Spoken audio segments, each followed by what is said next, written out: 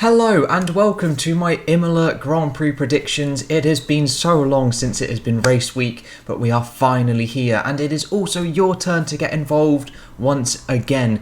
I've changed it up a little bit this time. Down in the top line of the description there is a link to a Google Docs form which will ask you the various questions to be entered into the audience contest for the predictions for this weekend's Grand Prix. But if you'd still like me to engage in your comments as well, let me know down below what your predictions are for this weekend's Grand Prix and we can have a little chat as I do respond to each and every single one of the comments. So without further ado, we will jump on in to my Imola Grand Prix predictions, and we will start off with how exactly this works. You will be asked your top 5 for qualifying, and I will give that a little bit later on for myself.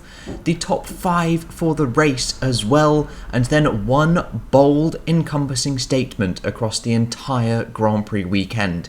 This can range from anything to do with practice, anything to do with qualifying, anything to do with the race, or all of it as a whole. It can be that both AlphaTauris are going to get into Q3. It can be that, Lewis Hamilton isn't going to win the Grand Prix. It can be anything whatsoever you like. Now, there is a basic scoring system for this, so we can determine who was the best predictor over the Grand Prix weekend. You will receive 2 points for a driver in the correct position inside your top 5, and then 1 point for a correct driver inside your top 5, but in the incorrect position. The same point scoring system will be done for the top 5 for the race, and then you will receive 5 points, if accurate, for your bold statement.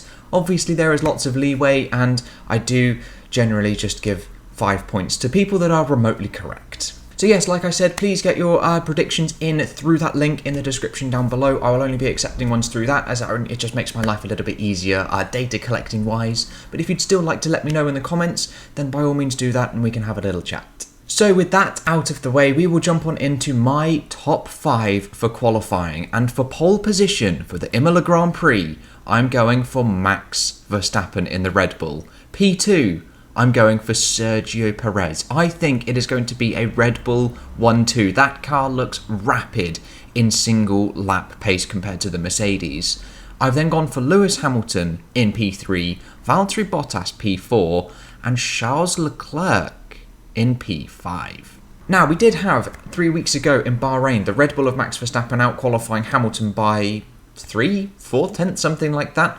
But Bahrain suits the Red Bull a little bit better than it does the Mercedes. Now, we have no idea really what we can expect to see from Imola, as we've only had the one race last year. So it's going to be a bit hard to judge, but I do feel that Red Bull have a stronger single lap pace and definitely stronger race pace. And if Sergio Perez can actually get into Q3, he can 100% challenge. So I reckon easy peasy, I've forgotten what I was going to say. Easy peasy, a front row lockout for Red Bull. And Charles Leclerc, he just puts in incredible performances in that Ferrari, and I have no doubt that he is going to easily get into Q3 and then score a P5. But from qualifying, we take a look at my top 5 for the race, and this time I'm going for Max Verstappen once again to take a Grand Prix victory. I predicted this last time out in Bahrain. Didn't come true, but I think he can genuinely do it. If it goes well, if he has Perez up there at the front with him, Red Bull can definitely out-strategically maneuver Mercedes. That didn't make any sense whatsoever. But P2, I'm going for Lewis Hamilton. Just his experience over Sergio Perez will score him that P2. But Perez will complete the podium.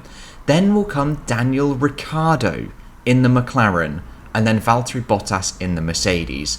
I do feel I'm being a touch harsh on Valtteri Bottas, as genuinely in Bahrain he had the pace to win that race. I'll probably pop up the lap chart between Hamilton, Bottas and Verstappen as well, and it wasn't until his messed up lap time or pit stop at the end that put him out of contention of winning that Grand Prix. He was so close to actually taking the fight to them. But I just don't think he's going to be able to hook it all together, and I think Ricciardo, after a couple of races and a couple of practice sessions, is going to be 100% up there with a chance to win.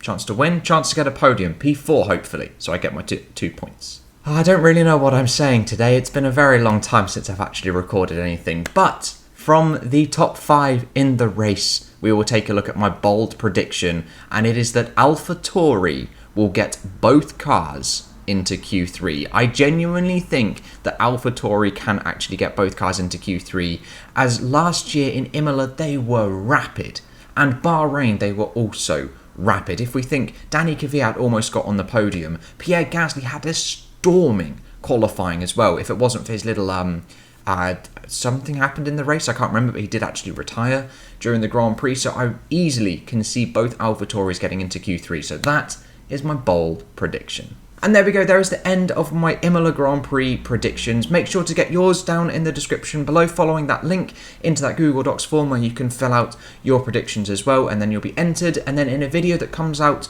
Tuesday-ish, Wednesday-ish, I can't remember exactly when they come out for this format, I will release the results and we can see who predicted the best. But if you would also like to let me know in the comments below what you think, then we can also have a little chat about that. But that's all I've got for you today, guys. I hope you have enjoyed, and I'll catch you in the next episode with whatever and whenever I decide to make it. I'll see you guys then.